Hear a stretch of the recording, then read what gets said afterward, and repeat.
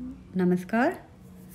आज एक बार फिर मैं doctor Pragya tank, associate professor department of chemistry, SPC राजकीय महाविद्यालय अजमेर आपका स्वागत करती हूँ। आज हम लोग inorganic chemistry BSc part 1 paper का पीरियोडिक प्रॉपर्टीज़ के चैप्टर का आयनिक रेडियस के बारे में हम अध्ययन करेंगे।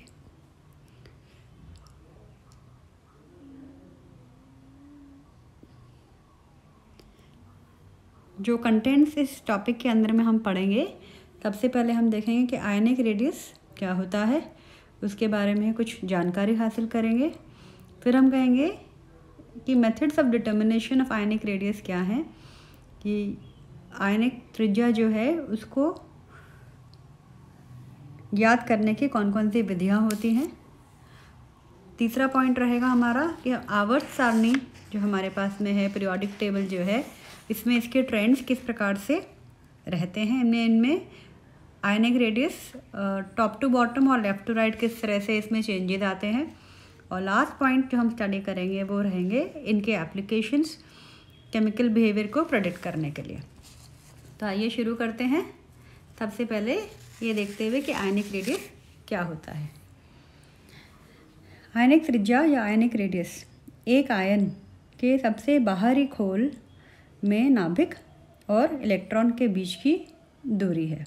जो आउटरमोस्ट इलेक्ट्रॉन और जो न्यूक्लियस है उसके बीच का जो डिस्टेंस है किसी भी आयन में, उसे हम आयनिक रेडियस का नाम देते हैं।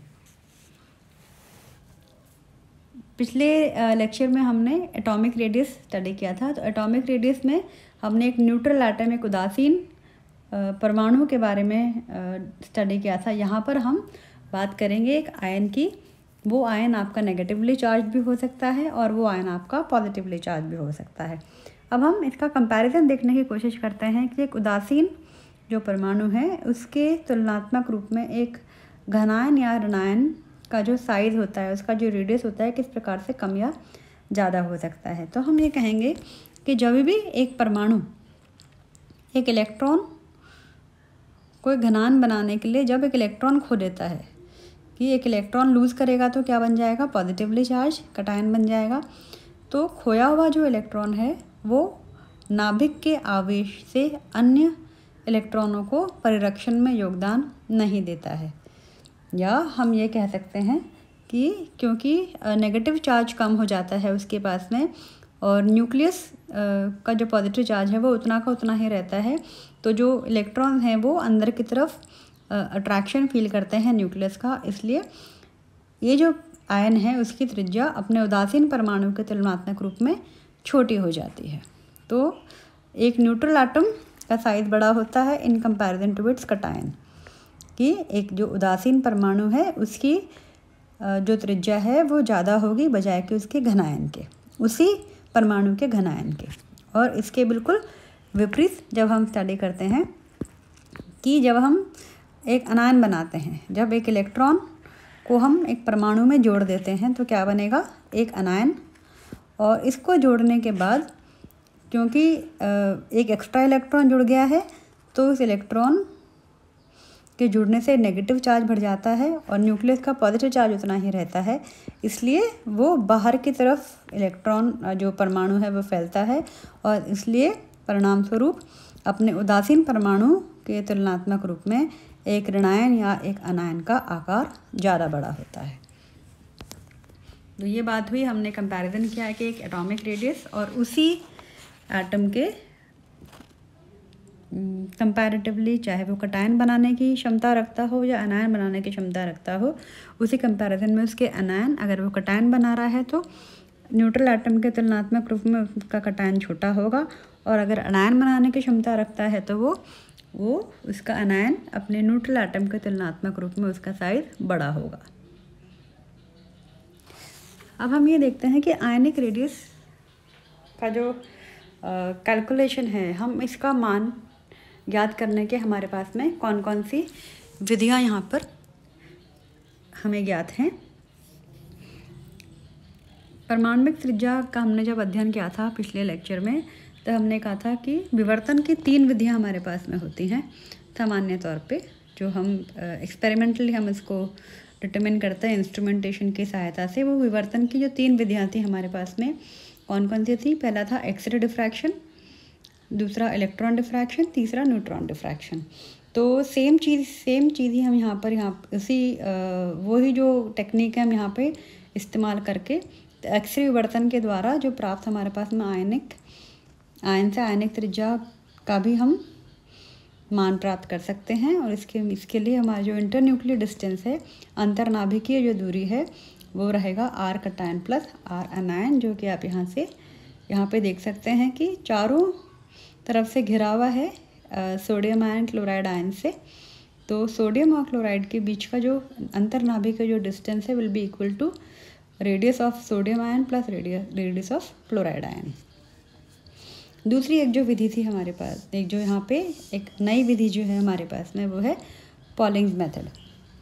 पॉलिंग ने 4 क्रिस्टल्स जो कि एक ही ग्रुप के हैं, सोडियम, पोटाशियम, रुबिडियम और सीजियम, इन चारों के जो हैलोजेंस, चारों के जो हैलाइड्स हैं, इनके साथ में इन चारों को एक साथ स्टडी किया कि इनमें जो आंतरिक दूरी, जो इनके आंतरिक दूरी के आधार पर आयनों की त्रिज्या की गणना की है। यहाँ पर एक ख़ास बात आप जो नोट करेंगे वो ये है कि प्रत्येक आयनिक क्रिस्टल में घनायन और ऋणायन का अक्रिय गैस का समान विन्यास है कि सोडियम फ्लोराइड है तो सोडियम आयन और फ्लोराइड आयन दोनों आइसोइलेक्ट्रॉनिक हैं, इन दोनों की जो इलेक्ट्रॉनिक कन्फिग्रेशन सेम है। ऐसे ही पोटाशियम और क्लोराइड है, इनका भी इलेक्ट्रॉनिक कन्फिग्रेशन सेम है। ऐसे ही रुबिडियम आयन और ब्रोमाइड आयन जो है, इनका भी इलेक्ट्रॉनिक कन्फिग्रेशन सेम है, एंड सो ऑन। तो इन सभी का घनायन और ऋणायन का अक्रिय गैस का विन्यास सेम है, अर्थात वो आइसोइलेक्ट्रॉनिक कन्फिग्रेशन है इनका। तो इन आइसोइलेक्ट्रॉनिक कन्फिग्रेशन को कंपेयर करके जो मोनोवेलेंट आयन्स की त्रिज्याएं जो हैं, उनके नाभिकीय आवेश के अनुक्रमानुपाती होते हैं। नाभिकीय आवेश मतलब यहाँ पर हम बात कर रहे हैं अफेक्टिव न्यूक्लियर चार्ज की। तो यहाँ पे कि जो रेडियस है, radius of a cation will be inversely proportional to effective nuclear charge of the cation. तो हमारे पास में जो टोटल हमारे पास में जो इक्वेशन आता है वो है R plus upon R minus will be equal to effective nuclear charge of anion upon effective nuclear charge of cation, या फिर Z plus minus screening constant upon Z minus screening constant.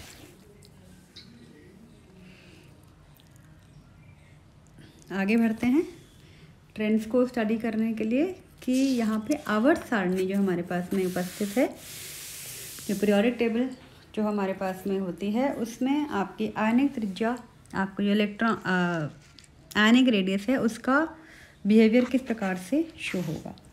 तो सबसे पहला point हमारा ये कहता है कि एक ग्रुप या एक वर्ग में ऊपर से नीचे जाने पर घनायन और ऋणायन दोनों की त्रिज्याएं के मान बढ़ते हैं। इसके लिए हमने एक छोटा सा ग्राफ यहाँ पे लिया है। हम ये कहते हैं कि टॉप टू बॉटम हमने हैलाइड्स लिए हैं और हैलाइड्स के ही अनायंस लिए हैं। हमने फ्लोरीन और फ्लोराइड आयन, क्लोरीन और क्लोराइड आयन, ब्रोमीन और ब्रोमाइड आयन, आयोडीन और आयोडाइड आयन। तो इन सब में हमने देखा कि top to bottom fluorine, chlorine, bromine और आयोडीन, जैसे जैसे हम टॉप टू बॉटम हम गए हैं, इनके आयनिक रेडियस में बढ़ोतरी हुई है। वैसे ही इनके कॉरेस्पॉन्डिंग जो अनायन हैं, इनके जो ऋणायन हैं, उनमें भी समान ट्रेंड देखा गया है कि कैसे ऊपर से नीचे आने पर एक ग्रुप के अंदर इनके, चाहे वो न्यूट्रल एटम हो चाहे वो अनायन हो, इनके त्रिज्याओं के मान में बढ़ोतरी हो रही है। ऐसे ही हमने पॉजिटिवली चार्ज और न्यूट्रल एटम का कंपैरिजन किया है। हमने कहा लिथियम, सोडियम, पोटाशियम, रुबिडियम और सीजियम के न्यूट्रल एटम्स और लिथियम, सोडियम, पोटाशियम, रुबिडियम और सीजियम के पॉजिटिव आयंस, इन दोनों को हमने जब कंपेयर किया तो ये चीज़ हम क्योंकि पहले ही स्टडी कर चुके हैं कि जो न्यूट्रल एटम का साइज़ बड़ा होता है उसके कटायन से, तो ये चीज़ हमारे पास में यहाँ ग्राफिकली प्रूफ भी हो रही है। और जैसे जैसे हम टॉप टू बॉटम आ रहे हैं वर्ग में, ग्रुप में, वैसे वैसे इनके आयनिक रेडिया के मान में लगातार वृद्धि हो रही है। जो पहला पॉइंट हमारा ये कहता है कि एक ग्रुप में ऊपर से नीचे जाने पर घनायन और ऋणायन दोनों की त्रिज्याओं के मान बढ़ते हैं। दूसरी तरफ हम बात करते हैं एक पीरियड में हम लेफ़्ट टू राइट जाते हैं, बाएं से दाएं जाने पर इनके मान घटते हैं, कि एक आवर्त में बाएं से दाएं जाने पर आयनिक त्रिज्या के मान घटते हैं। इसको हमने एक आइसोइलेक्ट्रॉनिक सीरीज़ से भी हमने इसको स्टडी करने की कोशिश करी है। आइसोइलेक्ट्रॉनिक सीरीज़ से क्या अर्थ है कि जिसमें इलेक्ट्रॉन्स की संख्या समान होती हो, they have the same number of electrons present in them, यहाँ तक कि उनका इलेक्ट्रॉनिक कॉन्फ़िगरेशन भी सेम होता है। तो इसमें क्या है, जैसे जैसे ऋणावेश के मान में कमी आती है या घनावेश के मान में वृद्धि होती है, तो इनके आयनिक त्रिज्या के मान में कमी होती जाती है।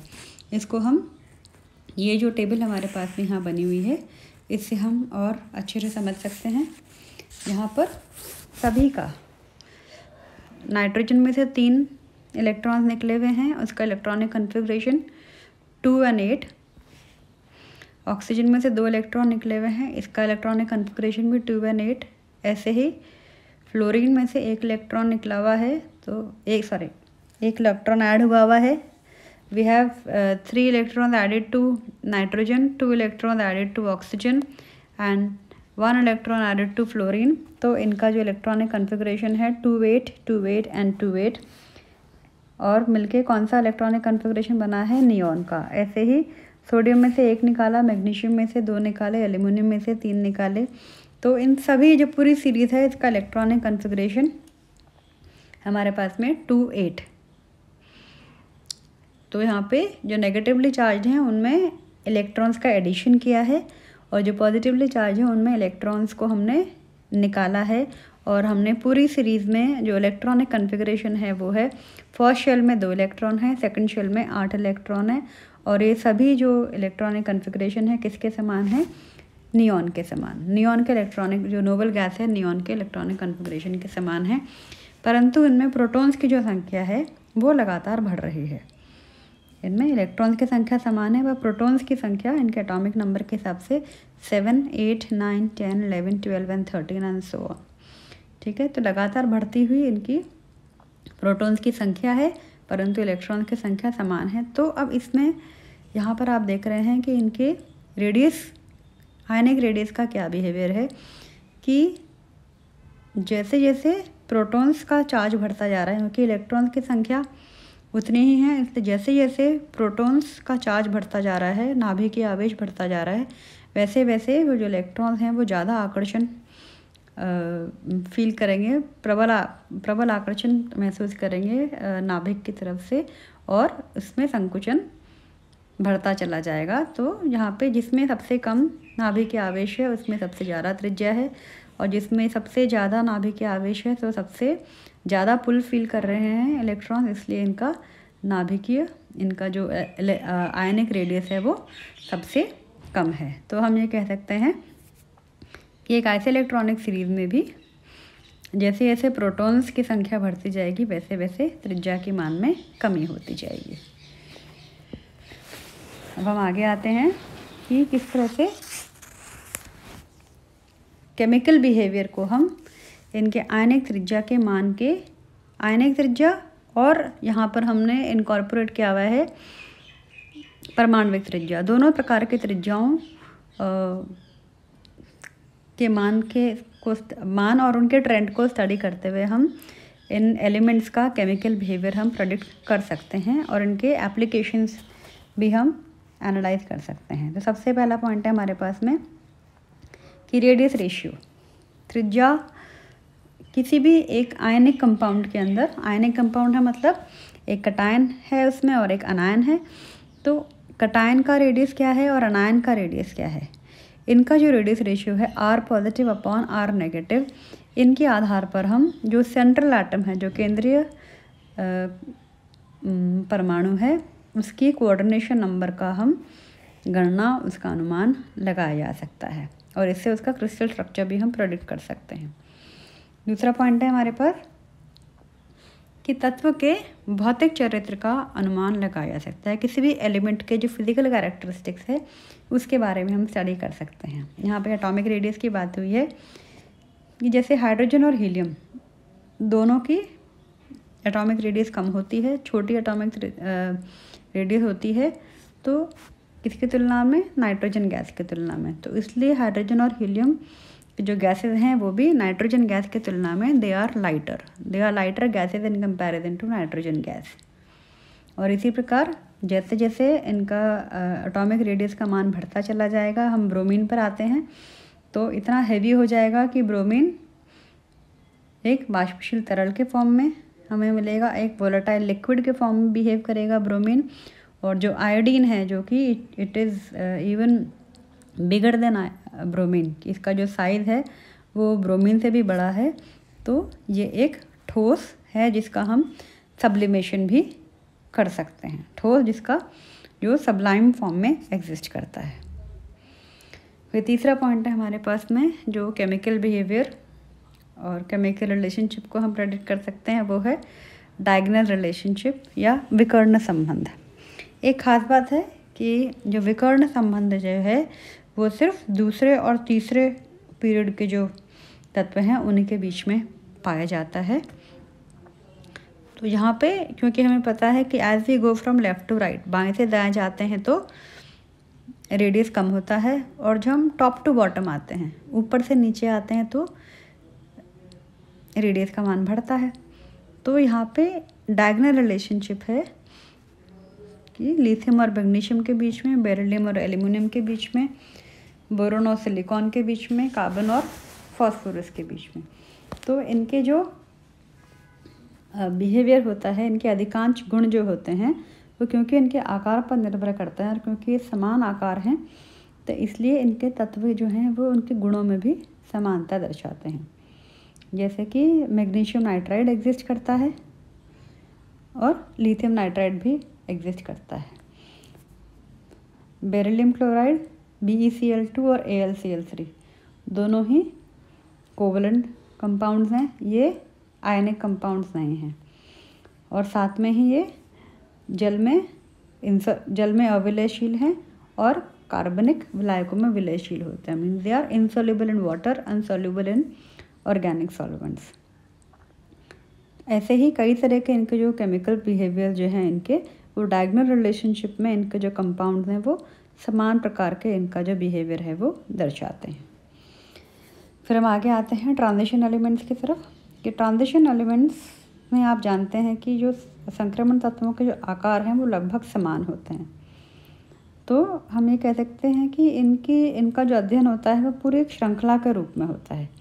जैसे कि उनके गुणों का जो अध्ययन है वो भी एक श्रृंखला के रूप में ही किया जाता है कि पहली श्रृंखला स्कैंडियम से लेके जिंक, दूसरी और फिर ऐसे ही तीसरी। तो इनका जो अध्ययन होता है ट्रांजिशन एलिमेंट्स का वो एस ब्लॉक और पी ब्लॉक कि जैसे हम group wise top to bottom segregate करके नहीं करते हैं, परंतु हम इसको सीरीज़ के फॉर्म में करते हैं फ्रॉम लेफ़्ट टू राइट, जो कि एक पीरियड के फॉर्म में रहते हैं। तो first transition series, second transition series, third transition series के फॉर्म में हम इसको स्टडी करते हैं, बजाय कि ग्रुप्स के जैसे हम एस ग्रुप और पी ब्लॉक और एस ब्लॉक का अध्ययन करते हैं। हम इसको ग्रुप वाइज नहीं करते हैं परंतु हम इसको सीरीज वाइज करते हैं, क्योंकि पूरी सीरीज़ का जो साइज़ है वो ऑलमोस्ट इक्वल होता है। तो ये पूरी जो सीरीज़ है वो लगभग समान गुण और समान केमिकल बिहेवियर दर्शाती है। तो आयनिक रेडियस के इस चैप्टर में इस पर्टिकुलर टॉपिक में आज के लिए बस इतना है। अगले लेक्चर में एक नए टॉपिक के साथ हम फिर मिलेंगे। तब तक के लिए thanks for being with me. धन्यवाद।